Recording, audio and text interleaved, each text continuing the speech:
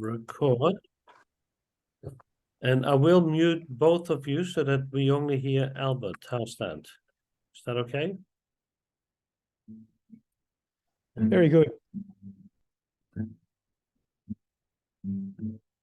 You know the road to Jerusalem, that your heart is long to go. Where the sun of day light burns bright, and the waters of life flow. Oh, the gates of Jerusalem, holy city which bears the name. Rejoice, God, whose your King is the name, salvation. For the gates of Jerusalem, holy city which bears the name. Rejoice, O daughters of Zion, your King bears the name, salvation. You know the road to Jerusalem, that your heart longs to walk her streets. Where the golden path leads to the left, our Messiah, the Prince of Peace. For the gates of Jerusalem, holy city which bears the name. Rejoice, O daughters of Zion, your King bears the name, salvation. For the gates of Jerusalem, holy city that bears the name. Rejoice, O daughters of Zion, your King bears the name, salvation. In the name of the Lord.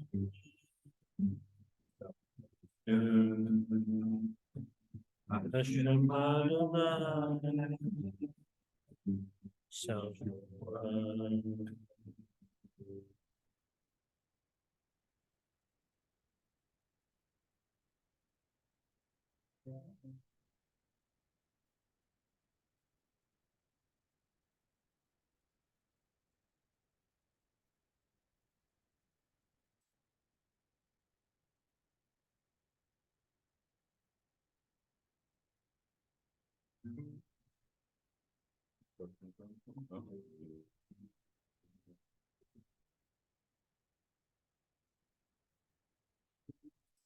Gospel of which I stand for all eternity. It is my story, my Father's plan. This time as in me. Oh, on the gospel of one peace, my highest joy and my deepest need. Now and forever is my life. I stand in the gospel of Jesus Christ. There is one gospel to which I cling. All else I count but lost. For there where justice and mercy meet, each place me on that cross. No more I boast in what I can bring, no more I carry the weight of sin. For he has brought me from death to life. I stand in the gospel of Jesus Christ. There is one gospel where hope is found. The empty tomb still speaks. For death could not keep my Savior down. He lives and I am free. Now on my Savior I fix my eyes. My life is his and his hope is mine. For he has promised I too will rise. I stand in the gospel of Jesus Christ. And in his gospel the church is one. We do not walk alone. We have his spirit as we press on to lead us safely home. And when glory still up, we'll sing of the soul story that rescued me. Praise to my Savior, the King of life. I stand in the gospel of Jesus Christ. And when glory I will sing of the soul story that rescued me. Praise to my Savior, the King of kings. I stand in the gospel of Jesus Christ. Praise to my Savior, the King of life. I stand in the gospel of Jesus Christ. I stand in the gospel of Jesus Christ.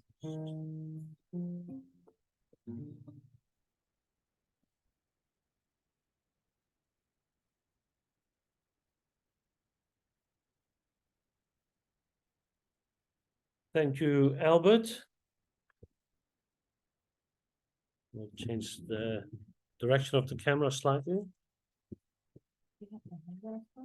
I do have the handout. Do you want a handout? Yeah. Why do you want a handout? That's why I sent the handouts. Yeah, I saved it on the computer, so I can go over it later. Thank you.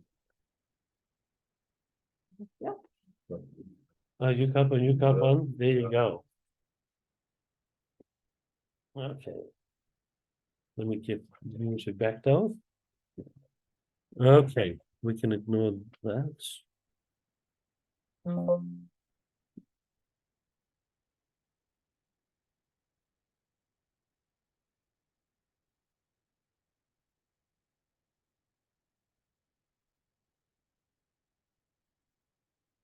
Okay, today we are looking at Psalm 87. Glorious things are spoken of you. This psalm is, I put a different introductory on there. That's why I took this with me. I knew there was a reason why I had it here. Let me just read a slightly different introductory and then I'll come back. Okay. Zion is the most important city to the Lord. This is where his presence resided, inside the Holy of Holies, inside the Holy Temple in Jerusalem that was built on Mount Moriah. It is considered still the most holiest place in Judaism. And when you go to the wall, the Western Wall today, which is part of the temple complex, not the temple itself, it'll still say that the glory of God resides there. While God is omnipresent, there was a real sense in which his glory dwelt, specifically in Jerusalem. There is nothing that is not Jewish about Jerusalem. And yet it is the crossroads of three, or the connecting place of three dominant religions in the world. And I wish I could say they all dwell peacefully with each other, but that's not quite true. But one day all religions will disappear and only one will remain. It's not the Judaism of today, the Christianity of today, or the Islam that we see. It'll be the biblical faith in the one Lord and the one Messiah. For the Lord has placed his name there. But there you go. This psalm is part of the liturgy for the 9th of Av, Tisha B'Av, the day when we remember the destruction of Jerusalem. And so it is both glorious and it is a time to reflect upon the pain. But just like in Jewish weddings, which is always a nice event, there is that sense where we break a glass of wine in remembrance that there is pain in life, that Jerusalem isn't what it should be. And so on that day, Orthodox Jews will march around the city gates, particularly they will try to walk in or near the Temple Mount, with the hope that it will be speedily rebuilt. Well, having said that, let's read this extraordinary long psalm and see how we go. Anybody? Oh, I didn't bring my glasses today. Yeah, I'll read it. I'll read. Sure. It gets blurry. I'll read it. Can I read it? On the holy mount stands the city to David. The Lord loves the gates of Zion more than all the dwelling places of Jacob. Glorious things of you are spoken, O city of God. Among those who know me, I mention Rahab and Babylon. Behold, Philistia and Tyre with Cush. This one was born there, they say, and of Zion it shall be said, this one and that one were born in her. For the Most High himself will establish her.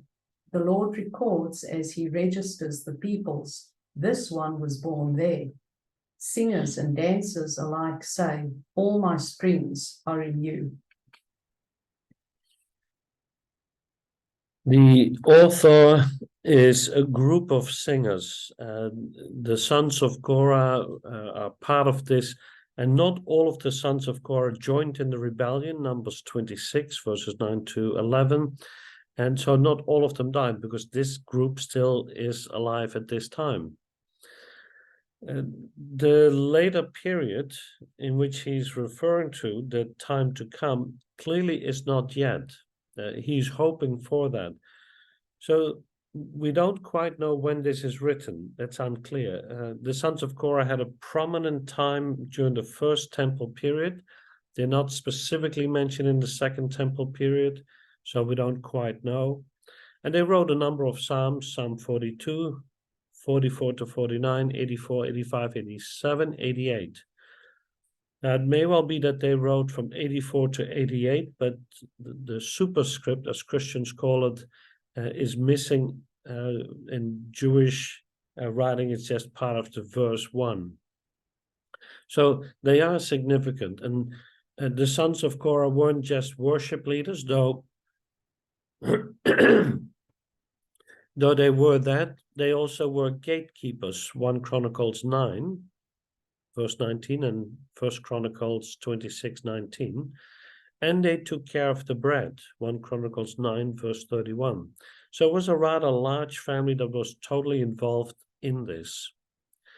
Now within this psalm, the emphasis is clearly on geography. It's the holy geography, as I sometimes call it. And it's because it mentions, will this work? Yes. Because it mentions a whole lot of places, and some of them are in Jerusalem, and some of them are not in Jerusalem. Now, the biblical Jerusalem that really belongs to the first temple period, and particularly to the life and the ministry of David, is what we today call the city of David. And that's not Jerusalem or the old city, but it's that little bottom bit. And I'll walk to the back and I'll point it out, but it's from the pool at the very bottom, go all the way up to the Temple Mount. So I'll point that out and then I'll do it only once. And so it's from the pool of Siloam.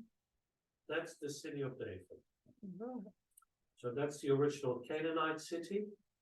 And that's the temple and extension that Solomon built, and he built that little bit in between, the Ophel. This is all post-David. So I hope those who were watching online could see that too, but maybe not. So the bottom, the pool is the pool of Siloam. That's initially outside of the gates. Then there's the bottom gate that you see where the dung gate would have been initially, and then later that's moved further outside.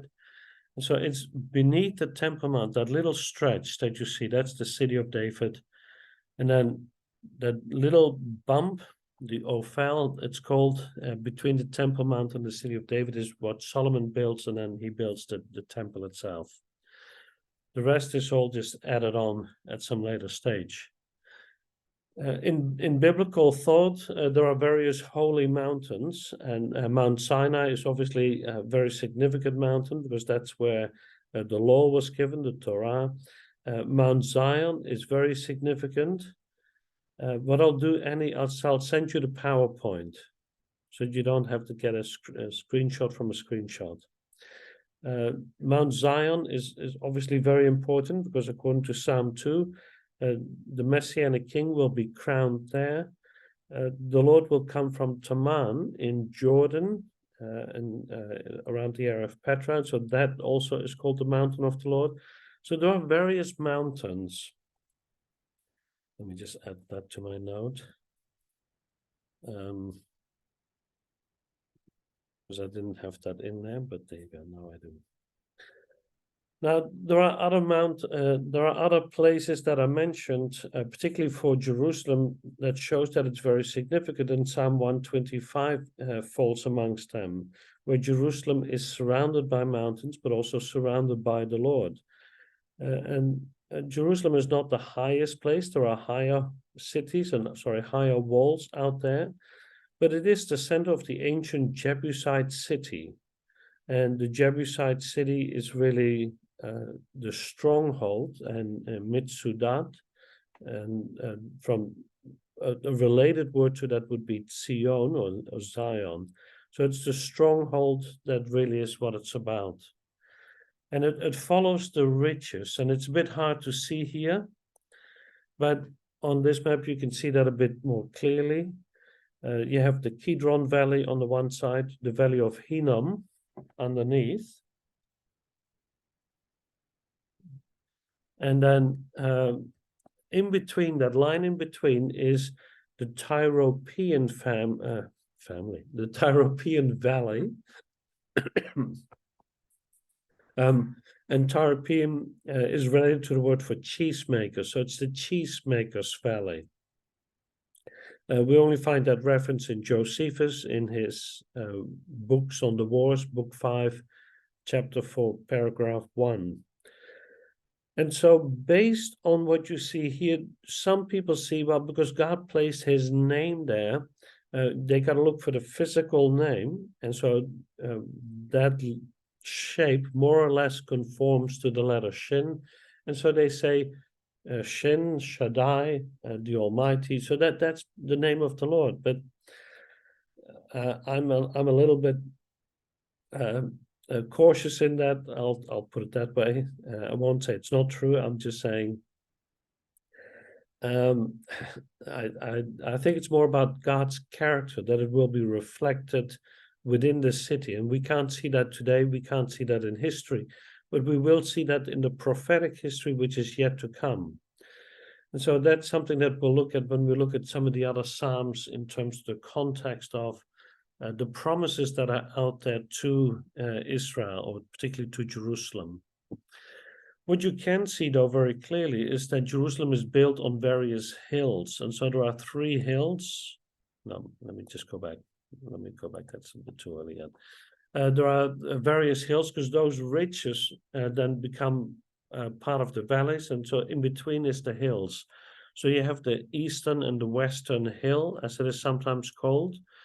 And these hills form part of that foundation for the city. Now, between Mount Zion and Mount Moriah, there's always been a bit of a debate. Is it this? Is it that? And which city or what part of the city falls on what mountain? I think I'm going to leave that debate to scholars that earn PhDs and looking for things that are not there. But Mount Zion is the general term used for Jerusalem. It is the general term for the city of David, 2 Samuel 5, verses 6 to 10, or 1 Chronicles 11, for 4 to 9.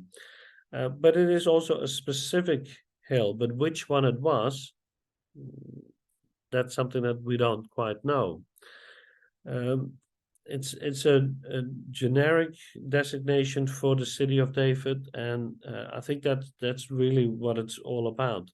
The eastern hill, so that would be what you see here, but under the expansion of Hezekiah and the maximum of the Old Testament expansion, and much of the modern city, particularly the Jewish quarter, all of that, are lying on a hill, Bethesda, possibly from Bethesda, meaning the house of grace. We're not quite sure. Josephus mentions it in the Wars of the Jews 5:4-2. And the Muslim quarter, the Jewish quarter are all part of this. And the highest point is today underneath the Accra fortress, which is part of the Muslim quarter. On the other side, we have the Mount of Olives, which is just outside of this map. And so that's where the writing is, summit of mountain, that writing there, that's the Mount of Olives. It's mentioned first in the Bible when David fled from Absalom, 2 Samuel 15:30. He went up the Mount of Olives and he wept. That obviously very reminiscent of New Testament language, because that's where Yeshua also wept. And so it's kind of very interesting. And it's also interesting that the glory of the Lord in Ezekiel 11:23 went up from the Holy of Holies to the holy place, to the door, to the gate, and then across to the Mount of Olives, and from there departed. And ultimately we know that it'll come back because he will stand on the Mount of Olives and it'll split in half. And so Zechariah 14. So it's a very significant mountain in the role of the city of Jerusalem and the place where the Lord will be. It's a great place to still sit, to sit still, both of them, as we did last time. And we looked over what was the Temple Mount, and there are various olive groves there, and some of them belong to Christians, some of them to Protestants, to Mormons, and everybody claims to have the right place where Jesus sat with his disciples, Matthew 24:3, and proclaimed where he was sitting. Well, we know it was somewhere there, but exactly where, we don't know. And one of the other places is Mount Moriah, and Mount Moriah, sometimes it's the language is a little bit confused in certain sermons. In Genesis 22:2, it says that Abraham took Isaac to the land of Moriah. And he was going to sacrifice his son upon one of the mountains. And so when you read it very carefully, it doesn't say that it would be on Mount Moriah, but in the land of Moriah, somewhere on one of those mountains. Now, because the city of David is the old Canaanite city where the Jebusites were, it's likely that around Temple Mount or right next to it would be the area where Abraham had a near sacrifice, because it's certainly in there.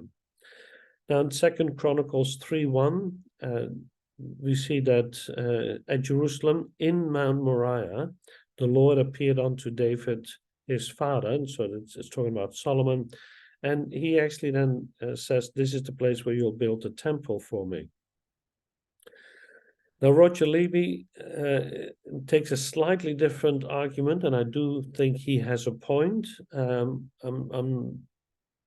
Everybody else points straight to Temple Mount, but he actually says right next to that little bump is another little bump, because they're not really mountains, they're hills, they're little bumps. Right next to it, next to Mount Moriah or Temple Mount, is Calvary. And yes, that could be the real Mount Moriah, but it really is a small little bumps at that time. And so it's hard to argue one or the other. But he points to it and he says, the Aramaic place for the place of the skull, that's where they would have done the near sacrifices or the sacrifice at that time. And he points to those kind of connections. And I think it is certainly possible. And I'll come back to that because he then tries to link it with the garden gate. And that's not a well-known gate, only mentioned in Josephus, again in the Wars. in book 5, and I'm not sure about the chapter and the paragraph, because he wrote it in the old description, in the old way, and so it's in book 5, paragraph 146. That's before they redistributed into chapters. Now, Nehemiah mentions various gates.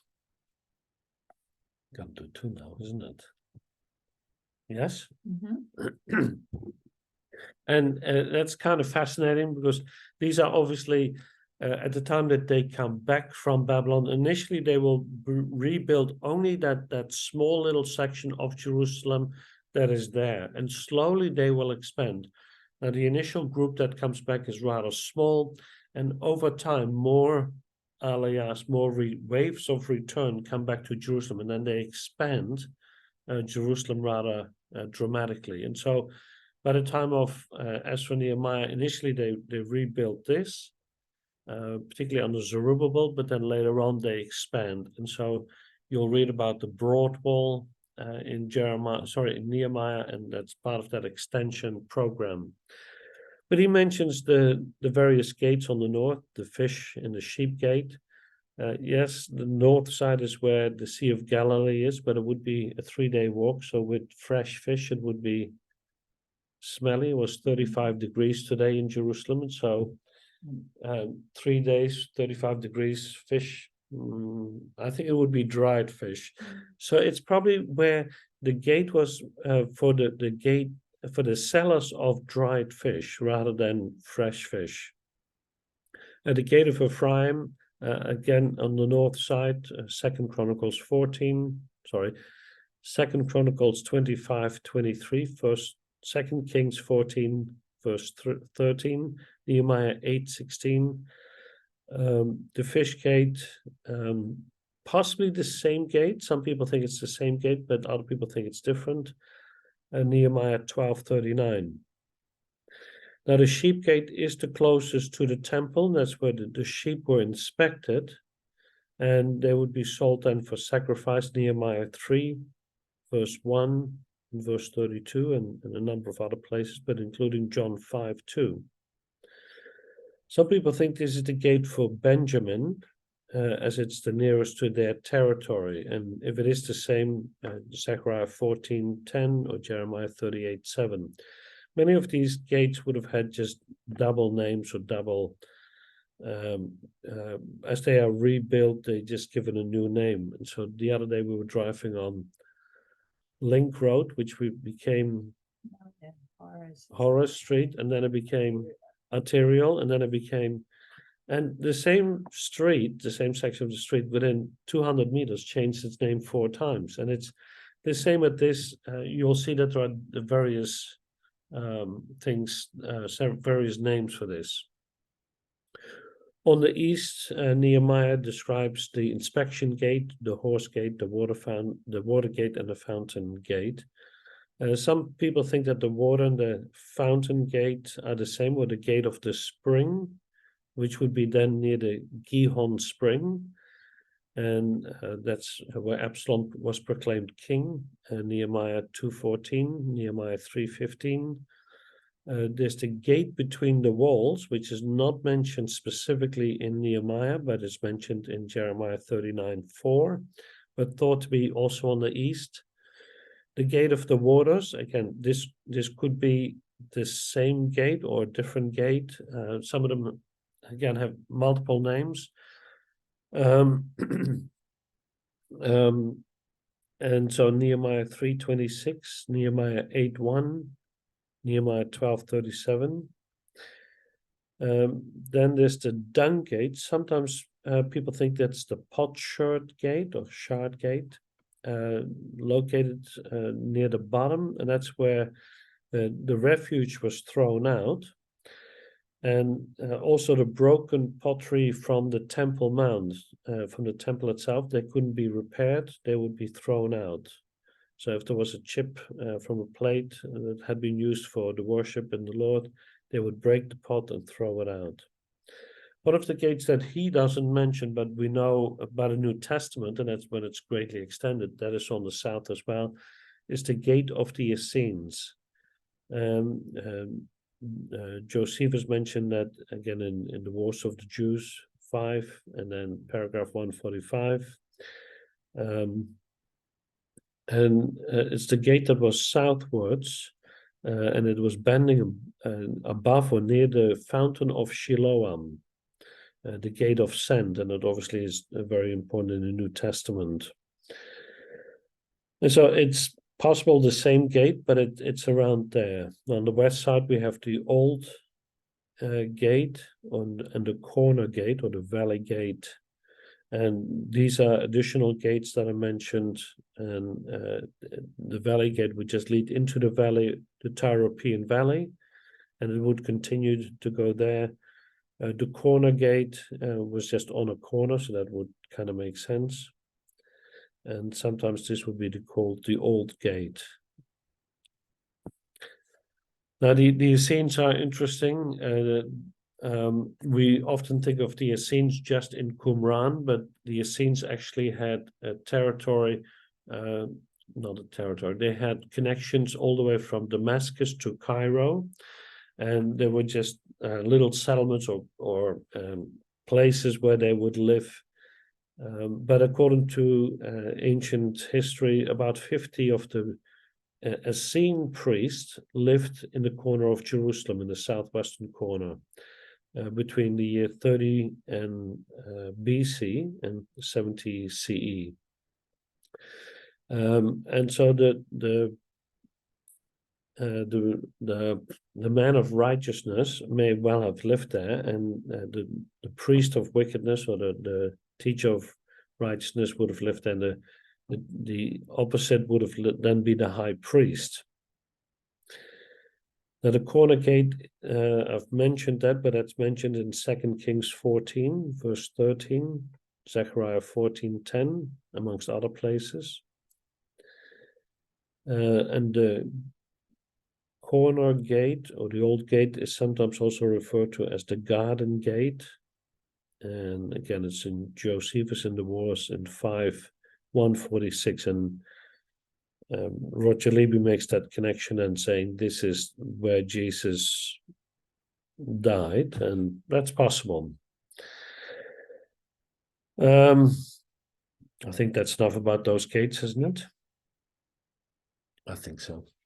There are gates, and there will always be gates for Jerusalem. In the millennial order, we see them in Ezekiel 48, verses 30 to 35. And so there's gates to the north, to the south, to the west, and to the east. The three gates there's the gates for Reuben, Judah, Levi, and so etc. And I think we should be remembering that that city will be called the Lord is there, Yahweh Shammah. And I think that's important because at that point, really you have that the presence of the Lord is dwelling there, and therefore his character will be revealed in its fullness, and that imprint of the Lord will be upon it. Even in the eternal order, what Christians sometimes call heaven, really it's the new heavens for the Lord and the new earth for us, will have the new Jerusalem on it, and that still will have gates. Revelation 21:12. It had a great high wall with 12 gates, and at the gates 12 angels, and the gates were the names of the 12 tribes of the sons of Israel. So this is distinct from the millennial kingdom one, but there will always be a city with gates. Now within this psalm, which was peculiar, and I hope you noticed that, was that there were strange people mentioned. My slides will be slightly out of order, and so I'll talk about this for a second. This is the temple gate, and they also have different names, and the temple obviously is not standing today, and some of those names did not exist in the time of Jesus. Some of them did. So the Barclay Gate didn't exist, or the Wilson Arch wasn't called that. The Warren Gate had a different name, but some of the others did. Shushan, or the East Gate, the Huldah Gate, which was named not after the prophetess of the Old Testament, but after a New Testament New Testament time period person. Let me rephrase that. So there's lots of gates mentioned in the Bible, and some of them are very significant. This is the connection that Roger Levy made. That's Golgotha and Ganat, and that's from Josephus, book 5, and he says this is therefore the real place where Jesus was buried, where Jesus died, and that's the place where Abraham sacrificed Isaac. I'm not quite sure that is entirely true. You do see the back of Jerusalem here. You see the Royal Stoa on the southern side. Let me get that right, the southern side. And you look here at the Western Wall, where that bridge is coming in. Right next to it is where the Western Wall is. On the northern side, you see Fortress Antonio, and then that white building in the middle, obviously, is the temple itself. And right in front of the Western Wall, just outside the gate, there's the garden gate. There's where he places Golgotha, and I think it's a little bit too far outside the city gate, but I do like the drawing. I think that quite fits. And I do think he's right that it happens round about there. Today, that is underneath the Church of the Holy Sepulchre. Now, there's nothing to see there that actually reminds you of the crucifixion, except that, like all things, it's been made extremely religious and therefore has walked away from the Lord rather than stayed with the Lord.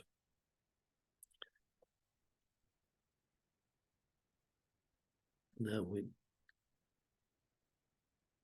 did that switch? Yeah, the Essene Quarter and the gate. So it just tells you the gate itself, which should be number 3. Oh, that's my glasses. That's been what I'll do is I'll leave that one up later on, and we'll talk about that once we stop the recording. But at the bottom of it, you see the Hinnom Valley, and that's where, according to Jeremiah, a lot of the sacrifices happened. A horrible place where later on Judas, his body will be thrown. The gate of the Essenes is either 2 or 3. I tend to think more than 3, but some people think 2. The Herodian Street, we will see that when you go to Jerusalem, you go from the Pool of Siloam towards Jerusalem, or the other way around. The sewer that they found, and the pools, but there've been lots of pools always found everywhere. There you go. We'll leave it at that, and then we'll move on. Now, according to this psalm, we also see some unholy geography, because we mentioned Rahab. Now, got to be aware that Rahab is a symbolic name for Egypt. Rahab is first mentioned as what some people like to call the mythological creature. I don't think it's very mythological. I think it's an actual creature in Job, in chapter 9, verse 13, and Job 26:12. And some translations will say it is the word proud, but it's literally, or perhaps better translated as the great sea monster. And that one is called Rahab, or Rahab in English. Egypt is linked to that because Egypt was a proud nation, but Egypt will have a place to come in the millennial kingdom. And so that's why Egypt is now included in here. Now, this has nothing to do with Rahab the person, the former prostitute, because her name in Joshua 2 is actually Rachav. It's a guttural sound, so she's not proud. Her name means wide, like she's wide, or she lived in a wide place. We don't really know. It's one of those things. Anyway, this psalm speaks that there would be a place for Egypt, and Egypt was not particularly friendly to Israel. It's the place where anti-Semitism started. Babylon, again, Babylon has been modern-day Iraq. It's a particularly horrific place, a horrific place against Israel. Not the greatest of places. They've had kingdoms going back to Sumeria to about 3000 BC. But from the moment that they became aware of Israel, they sought her destruction. And Babylon will undergo permanent destruction according to Isaiah 13. But some of them will come out of that and be part of this future city where they dwell. Philistia is mentioned, and that's what we would call the Gaza Strip today. Plishtian, they came from the island of Crete, or from Europe. And so these were the invaders, that's what the word means. And so their past is mentioned in 1 Samuel 5 and 6. Their future is mentioned in Obadiah, and I forget the chapter, but it's verses 17 to 21. Then Tyre is mentioned, that's modern-day Lebanon. In the future, there'll be a place for that. It'll be incorporated into the land, Ezekiel 47, verse 13 to 48:29. And that's based on the Abrahamic covenant, and later on explained in the land covenant. Cush is mentioned, and Cush is probably Sudan. Moses' wife was a Cushite, and so, but Sudan is the most likely place. Ethiopia is also sometimes mentioned.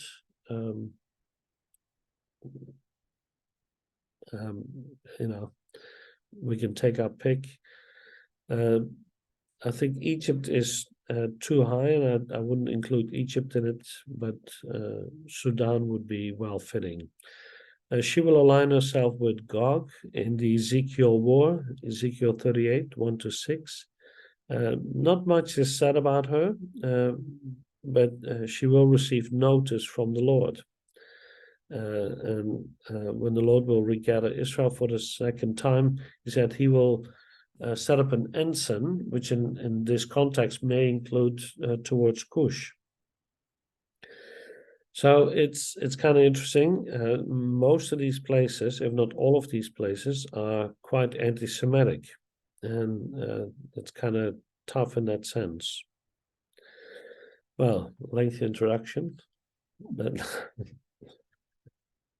let's deal with this psalm. His foundation was placed within her.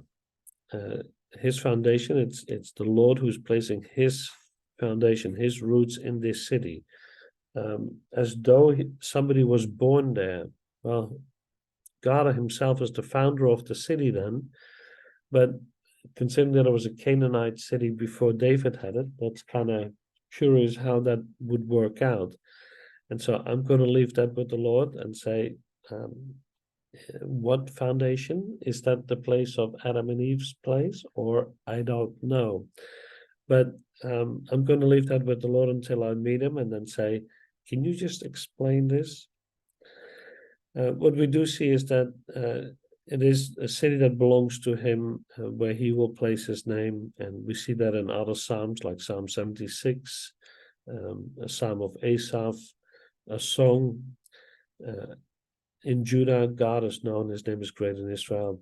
In Salem also is his tabernacle, and his dwelling place is in Zion. And so he links the two names, Zion and Salem, and they're the same place. They're both just connections to Jerusalem. And he mentions that connection later on with Melchizedek, that in Psalm 110, where we see there is a messianic king coming in the future who will be both king and priest. Now, we could look at various Psalms, and it would go well beyond our time. Did it click? Yeah, well beyond our time, to look at what just some of the Psalms say. And this is just in the Psalms. Sing praises to the Lord, or that salvation of Israel were to come out of Zion.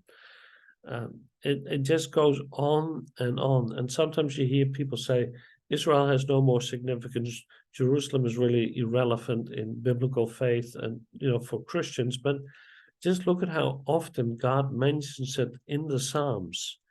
And I didn't do a hard search for this. This was just a simple search for Zion. I didn't include Jerusalem or Salem or, anything that is beyond there. But it just goes on and on and on. So, but I'm hoping that you'll be able to see that. This is significant for God. This is significant, therefore, to us.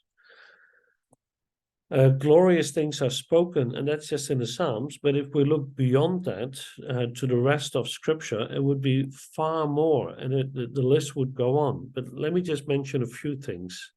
It's the city from which the Messiah will reign, Psalm 2, but also Micah 4:7, or Isaiah 4. God's personal dwelling place, Isaiah 8:18. Salvation would come out of Zion, Isaiah 43:13. The Lord will turn ungodliness away from Jacob, Isaiah 59:20. It'll be the most beautiful place on the earth, Psalm 48. I'll skip the Psalm references. Chosen by God, Isaiah 14:32. The Lord is to redeem Zion, Isaiah 1, verse 27. It'll be the capital of the whole earth, Isaiah 2. And it'll be the central place for worship in the millennial kingdom, Isaiah 35, verse 10. God will gather the remnant back to Zion, Jeremiah 3:14 and Jeremiah 55.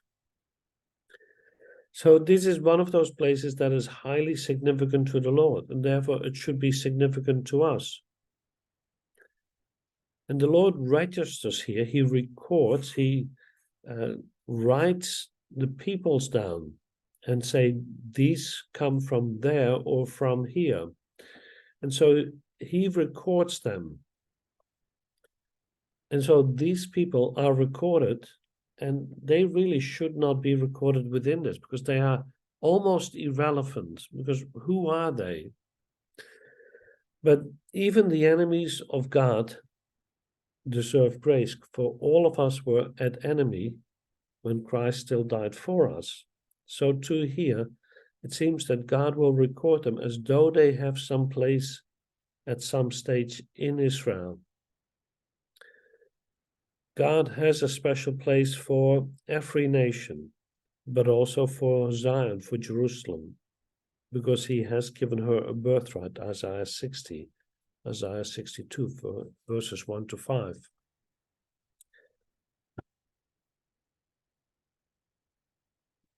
Where are we now? Still some of the Psalms. Oh, still the Psalms. I didn't I flip this? You had to. Okay, 2. Well, there's 3. There's 4. Oh, wow. Exactly. So that's just Zion. And then these are, like, if you go through the Bible and look at all the other ones, you'll be amazed how many there are. It's really beyond counting. These are the nations that I mentioned. And so you look at it going Iraq. And so that's on the east. You look at the north, that'll be Tyre. On the west is Philistia, and south is Egypt and Cush. So they're all surrounding Israel.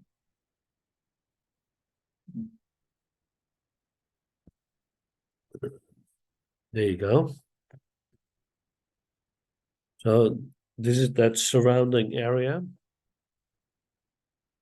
And so Rahab is Egypt, Babylon is Iraq, Philistia is Gaza, and Tyre is Lebanon, Cush is Sudan, Ethiopia, perhaps Eritrea, that area. But real interesting to me, and that's what you see behind me now, is the similarity. Let me see if I can move myself out of the picture. Can I? No, maybe I should move this way. Maybe I'll just move it this way. How's that?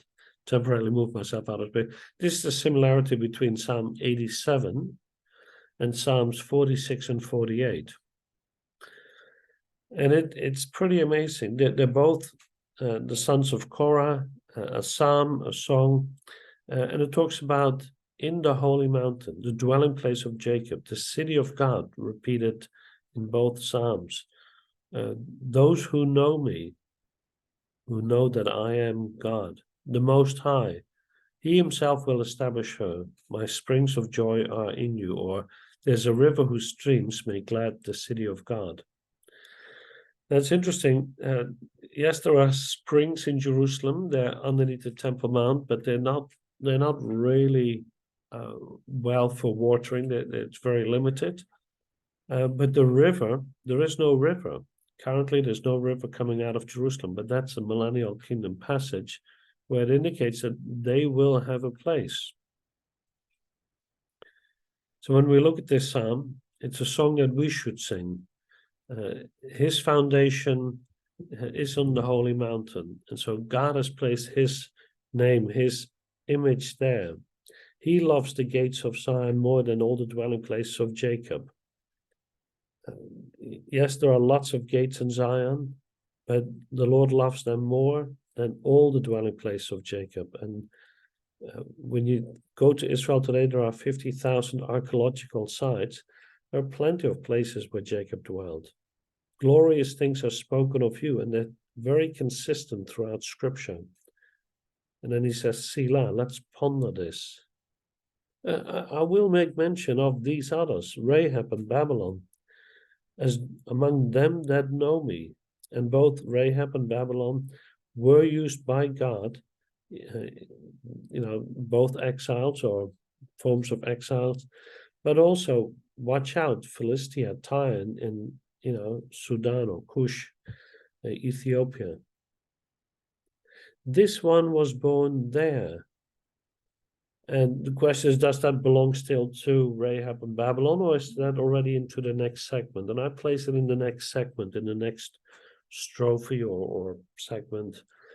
But of Zion, it literally says, and of Zion it shall be said, this man that was born in her, this man and that man. And the Most High himself does establish her. The Lord shall count in the register of his people, this one was born there. And so when he talks about Israel, he then says, these were born in Israel, belonging to Zion, the people. But of these are registered as being specifically born in Zion, in Jerusalem. As though there is something special about it. Well, I think there is. The city is very special. And then he says, Selah. And so whether they sing or dance, in the city, we ought to sing and dance about that city. We ought to think about that city and say, why has God chosen her and what makes it so special? Well, God has explained his thoughts. What about us? Well, there are at least 2 commandments out to us. Pray for the peace of Jerusalem. And you that make mention of the Lord, and that's us, keep not silent and give him no rest till he establishes, until he makes Jerusalem a praise in the earth. Isaiah 62. So there is something for us. Well, that's all I had to say about that. What does Zion actually mean? It's thought to come from the word fortress. Yeah, so I hope I've got that right. Did I get that right? Yeah.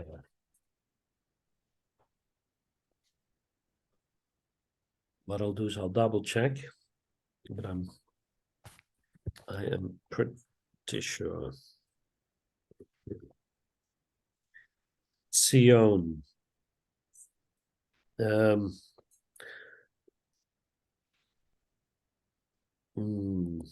Nope, dry landscape. There you go. I'm glad I checked it.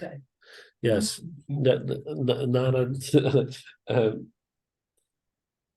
That's strange, isn't it? Well, on top of it was where they had the threshing floor of Aruna. Oh, And so it had to be a place where it was dry.